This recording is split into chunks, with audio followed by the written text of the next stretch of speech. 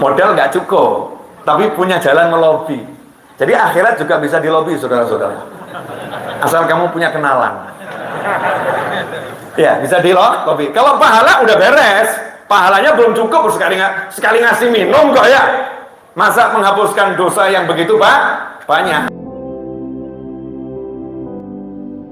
Klik subscribe dan like video ini sekarang juga dan komentarnya.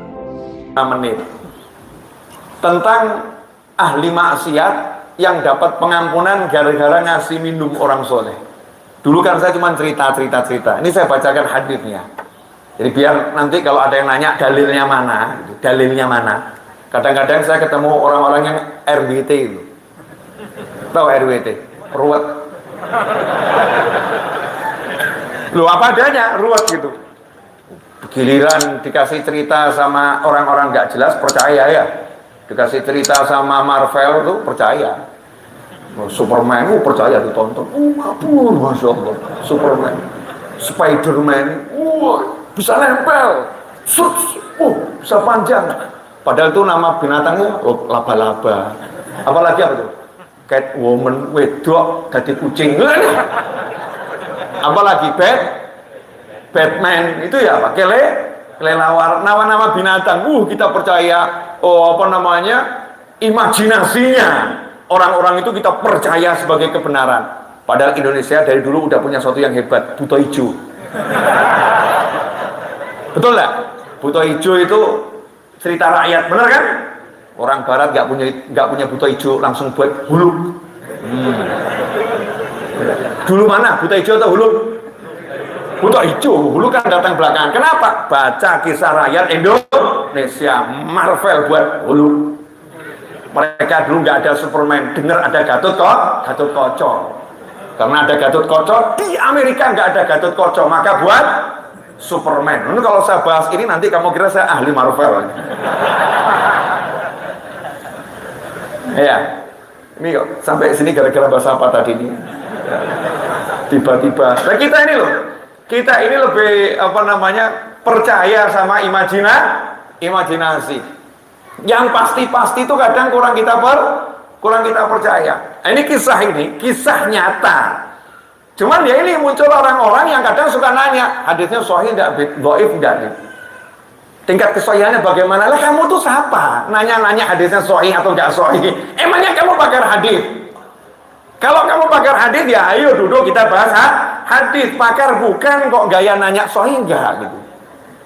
Itu untuk ilmu hadis, ada sekolahnya. Di situ nanti akan ada pembahasannya setiap hadis, siapa perawinya, apa tingkatannya. Kemudian kalau dhaif emangnya ditolak? Ya enggak.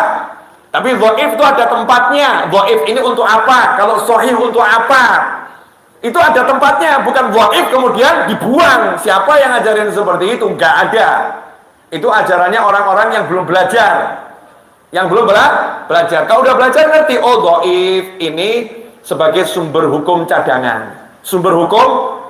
Nanti kalau ada suatu masalah butuh fatwa, ternyata tidak ada hadis sahih yang menjelaskan, kok ada hadis dhaif yang menjelaskan, hadis dhaif ini bisa menjadi sumber hukum. Tapi kalau ada hadis sahih, hadis dhaif ini nggak bisa jadi sumber, bisanya jadi pelengkap.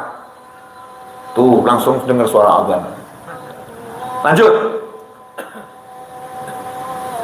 An Anas bin Malik radhiyallahu anhu an Nabiillah sallallahu alaihi wasallam qala rajulani salaka mafazatan 'abidun wal akharu bihi rahakun fa'atisha al-'abidu hatta sakata faja'ala sahibuhu yanzuru ilayhi wa huwa sari'un faqala wallahi in mata hadha al-'abdu salih atashan wa ma'i ma'un la usibu min Allahi khairan 'abada wala in saqaituhu ma'i la'mutanna fatawakkala 'ala Allahi wa 'azama farasha 'alaihi min ma'ihi wa saqahu fadlahu faqama faqata'a al-mafazata fayuqifu alladhi bihi rahakun lil hisab fayu'maru bihi ila an-nar wa tasuquhu al-malaikatu fayara al-'abida fayaqulu ya fulan ama ta'rifuni fayaqulu wa man anta fayaqulu ana alladhi athartuka 'ala nafsi yawm al-mafaza fayaqulu bal a'rifuk fayaqulu lil malaikati qifu fayaqifuna fayaji'u hatta yaqifa fayad'u rabbah azza wa jalla fayaqul ya rabbi qad araftu yadahu 'indi wa kaifa atharani 'ala nafsihi ya rabbi habhu li fayaqulu huwa lak fayaji'u fayakhudhu bi yadi akhihi fayudkhiluhu jannah faqultu li abi dhalal ahadatsaka Anasun an Rasulullah sallallahu qala na'am. Nah, ini saya ringkas saja. Cerita ini sudah sering saya sampaikan tentang dua orang, yang satu ahli ibadah, yang satu ahli maksiat, begitulah.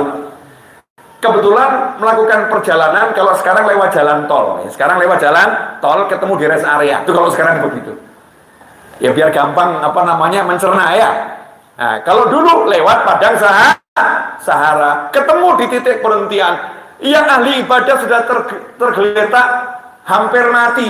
Kenapa? Karena kehabisan air dan dehidrasi. Sementara yang ahli maksiat punya air, tapi dia berkata dalam hati, ini kalau airnya saya berikan dia akan hidup, saya yang akan mati. Tapi kalau sampai dia nggak saya kasih air, dia mati. Inilah kejahatanku yang paling besar. Gak mungkin aku akan dapat ampunan dari Allah Subhanahu wa Ta'ala karena membiarkan orang soleh mati kelaparan, kehausan.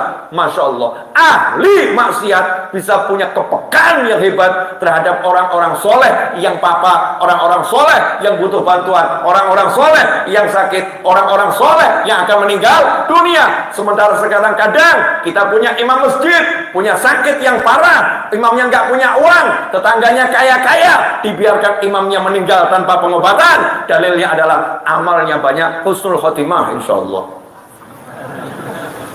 Ngeri. Ini lebih buruk dari ahli maksiat tuh kalau seperti itu ya. Ahli maksiat aja mikir jangan sampai ini meninggal dunia sementara aku bisa nolong. Maka dipercikkan air tadi sehingga siuman, setelah itu dikasih minum, airnya ditinggal. Nih kesatria ahli maksiatnya, enggak ada air, enggak jadi masalah. Dah kalau hidup ya hidup, kalau mati ya mati. Melanjutkan perjalanan dan airnya ditinggal untuk orang yang soleh. Kalau dalam pikirannya orang soleh ini lebih berharga daripada nyawaku. Sampai akhirnya ia pun meninggal dunia karena kehausan dan dehidrasi. Singkat cerita di akhirat, yaumul hisab dihitung amalnya dihitung. Nah, memang kalau dilihat pahalanya itu belum bisa menghapuskan dosa-dosanya. Pahala ngasih minum orang soleh tadi belum bisa menghapuskan dosanya. Ia pun diseret ke neraka. Dalam perjalanan menuju neraka, dia melihat orang soleh yang dia tolong tadi. Allah memang sengaja pertontonkan orang soleh tadi. Maka ahli maksiat tadi teriak, wahai fulan, masih ingat gak sama saya? Tolong saya. Siapa kamu? Dulu yang di padang Sahara ngasih minum kamu. Oh ya, saya ingat kamu, saya kenal kamu. Maka orang soleh tadi berkata pada para malaikat, kifu, malaikat berhenti. Masya Allah, yang bisa nyetop malaikat orang soleh. Coba kamu ada iring-iringan pengawalan ya, kamu stop dulu. Ngeri. Kecuali kalau yang nyetop itu ya memang pimpinannya ya berhenti. Kalau kita kan ya salah seperti itu. Nah ini yang nyetop siapa? Malaikat nyeret orang ke neraka di stop, berhenti malaikat.